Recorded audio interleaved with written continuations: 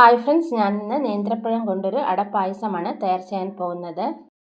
അതിനായിട്ട് നമുക്ക് പഴമെല്ലാം ഒന്ന് വേവിച്ചെടുക്കണം. ആവിയിലാണ് വേവിച്ചെടുക്കേണ്ടത്. വേവിച്ച ശേഷം നമുക്ക് പഴത്തിൻ്റെ തോലെല്ലാം കളഞ്ഞ് അതിലെ ഉള്ളിലെ നാരും കളഞ്ഞ ശേഷം ഇതുപോലെ ഒന്ന് ഉടച്ചെടുക്കണം. ഒട്ടും കട്ടയില്ലാതെ വേണം ഉടച്ചെടുക്കാൻ. ഇനി നമുക്ക് അതിലേക്ക് 1 കപ്പ് അരിമാവാണ് ചേർത്ത് കൊടുക്കേണ്ടത്. അളവുകളൊന്നും പറയുന്നില്ല, നമുക്ക് ഇഷ്ടമുള്ള അനുസരിച്ച് ചെയ്തെടുക്കാവുന്നതാണ്. ഇനി അതിലേക്ക് ഒരല്പം നെയ്യ് കൂടി ഒഴിച്ചു കൊടുത്ത ശേഷം നമുക്ക് നന്നായിട്ടൊന്ന് മിക്സ് ചെയ്തെടുക്കാം. ഇപ്പോൾ വെള്ളമൊന്നും ചേർക്കണ്ട, ആ പഴം വെച്ച് തന്നെ നമുക്ക് മാവ് കുഴച്ചെടുക്കാവുന്നതാണ്. ഇപ്പം പകുതി ഞാൻ കുഴച്ച് കഴിഞ്ഞു. ഇനി നമുക്ക് ഒരല്പം വെള്ളം മാത്രം ചേർത്ത് കൊടുക്കാം. അതിനുശേഷം വീണ്ടും നന്നായിട്ടൊന്ന് കുഴച്ചെടുക്കാം. പഴം കൈകൊണ്ട് ഉടയ്ക്കാൻ പറ്റിയില്ലെങ്കിൽ മിക്സിയിലിട്ടൊന്ന് ഒരു കറക്ക് അടിച്ചാൽ മതിയാകും. കുഴയ്ക്കുമ്പോൾ നെയ്യ് ചേർത്ത് വേണം കുഴച്ചെടുക്കാൻ.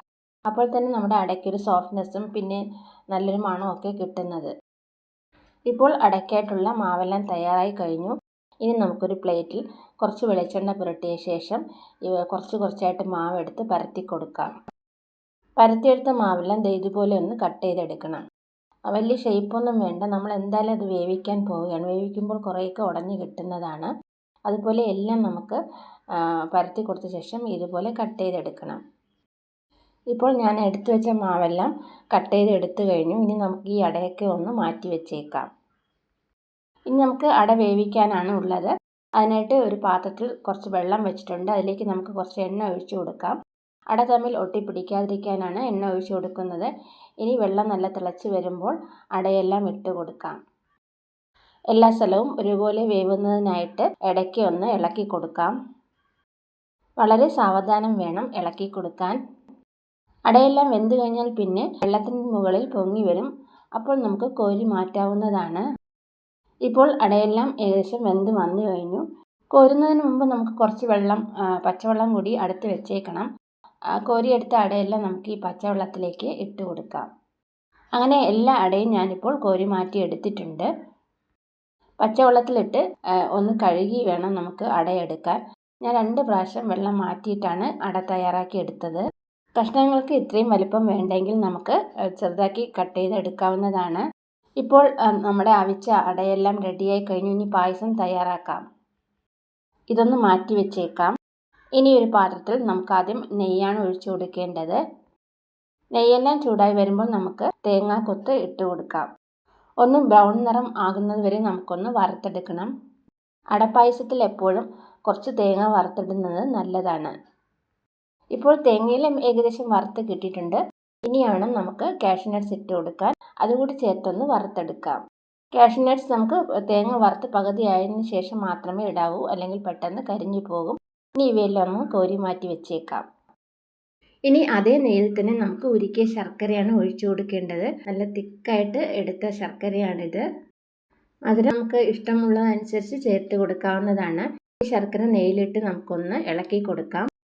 അതിനോടൊപ്പം തന്നെ ഒരു 5-6 ഏലക്കായ് കീറിയത് കൂടി ഞാൻ ചേർത്ത് കൊടുക്കുന്നുണ്ട്. ഏലക്കായ പൊടി കൂടി യൂസ് ചെയ്യാവുന്നതാണ്. ഏലക്കായ് ഇങ്ങനെ കീറിയിടുമ്പോൾ ഒരു പ്രത്യേക മണമാണ് കിട്ടുന്നത്. ഞാൻ എപ്പോഴും ഇങ്ങനെ ചെയ്യാറുള്ളൂ. ശർക്കരയൊക്കെ ഒന്ന് ചൂടായി വരുന്ന സമയത്ത് നമുക്ക് അട ചേർത്ത് കൊടുക്കാം. ഇനി ശർക്കരയും അടയും കൂടി നമുക്ക് നന്നായിട്ടൊന്ന് ഇളക്കി യോജിപ്പിച്ച് കൊടുക്കാം. അതിനുശേഷം നമുക്ക് ഇവയൊന്ന് തിളപ്പിച്ചെടുക്കണം. അടയിലേക്ക് ശർക്കര പിടിക്കുന്നത് വരെ ഒന്ന് ഇളക്കി കൊടുക്കണം. ഇതൊരു പ്രത്യേക ടേസ്റ്റ് ആയിട്ടുള്ളൊരു പായസത്തിൻ്റെ റെസിപ്പിയാണ്. നമുക്ക് ഈ അട ചെയ്തെടുക്കുന്ന ഒരു പണി മാത്രമേ പാടായിട്ടുള്ളൂ. അത് ചെയ്തെടുത്തു കഴിഞ്ഞാൽ പിന്നെ നമുക്ക് ഈസിയാണ് ബാക്കി പായസം ഉണ്ടാക്കുന്ന രീതിയെല്ലാം. ഇപ്പം ശർക്കരയും അടയെല്ലാം നല്ലതുപോലെ തിളച്ച് വരുന്നുണ്ട്.